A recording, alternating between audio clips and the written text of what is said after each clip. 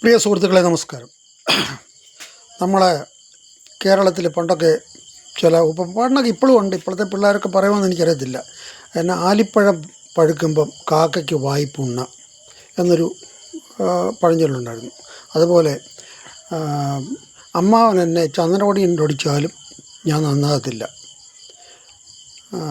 അതുപോലെ പട്ടിയുടെ വാല് 100 കൊല്ലം കുഴലിനകത്തിട്ടാലും അത് വളഞ്ഞു തന്നെ ഇരിക്കും. ഇങ്ങനെയൊക്കെയുള്ള ചില പഴഞ്ചൊല്ലുകളും ഒക്കെ തമാശ രീതികളൊക്കെ പറയുമായിരുന്നു. അതിപ്പം ഏറ്റവും യോജിക്കുന്ന ഇത് കോൺഗ്രസിൻ്റെ ഇവിടുത്തെ കേരളത്തിലെ നേതാക്കളെ പറ്റി പറഞ്ഞു കഴിഞ്ഞാൽ ഇത് ഏറ്റവും യോജിക്കും.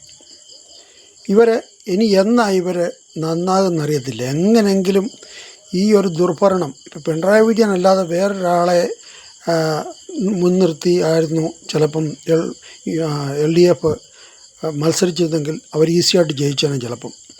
അത് അയാളെ ഒഴിവാക്കാനായിട്ടാണ് UDF ജയിക്കുമെന്ന് കൊണ്ട് ജനങ്ങൾ ഇവർക്ക് വോട്ട് ചെയ്ത് ജയിക്കുമെന്നുള്ള പ്രതീക്ഷയിൽ ഈ യന്ത്രത്തിനകത്ത് ഇരിക്കുന്നേ ഉള്ളൂ വോട്ട്. അപ്പോഴത്തേനും ഇവർ അടി തുടങ്ങി ഇവിടെ. അത് പ്രമുഖ ഈ മുഹമ്മദ് ഷിയാസ് എന്ന് പറയുന്ന ആളാണ് ആദ്യമേ, അത് നല്ലൊരു ചെറുപ്പക്കാരനായിരുന്നു. അദ്ദേഹം ആദ്യമായിട്ടാണ് ഒരു MLA ആയിട്ട് മത്സരിക്കുന്നത്. മത്സരിച്ചിട്ട് ജയിക്കുമോ എന്ന് അറിയത്തില്ല. അതിനു മുമ്പ് തന്നെ പുള്ളിക്കാരൻ്റെ അഭിപ്രായം കാച്ചി. അത് കഴിഞ്ഞിട്ട് പരിണതപ്രജ്ഞനും ഇത്ര മാന്യനും ഒക്കെ ആയിട്ടുള്ള MK രാഘവനാണ് ഇന്ന് അടുത്ത ഇത്. അപ്പോൾ അദ്ദേഹം പറഞ്ഞിരിക്കുന്നത്, എന്നെ തോക്കുന്ന സീറ്റിൽ ഇയാൾ എത്രയോ 2 പ്രാവശ്യമോ 3 പ്രാവശ്യമായിട്ട്, എനിക്ക് തോന്നുന്നു 2 പ്രാവശ്യമായിട്ട് കോഴിക്കോട് MP ആയിട്ട് ഇരിക്കുക. MP സ്ഥാനം എന്നെ മോശം വന്നു. ആ MP സ്ഥാനം കയ്യിലുണ്ട്. അപ്പോൾ തോക്കുന്ന സീറ്റിൽ മത്സരിച്ച് ജയിച്ച് കാണിക്കുക. അല്ലാതെ അത് പറഞ്ഞ ആളിനെ കുറ്റം പറയുകയാണ് ഇയാൾ ചെയ്യേണ്ടത്.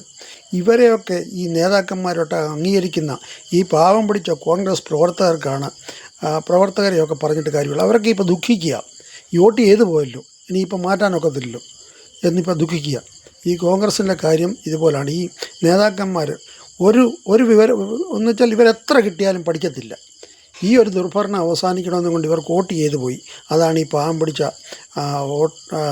കോൺഗ്രസ്സുകാർക്ക് പറ്റിയ ഒരു അബദ്ധം. ഇത്രയും പറഞ്ഞുകൊണ്ട് ഉപസംഹരിക്കുന്നു. നന്ദി, നമസ്കാരം, ജയ് ഹിന്ദ്.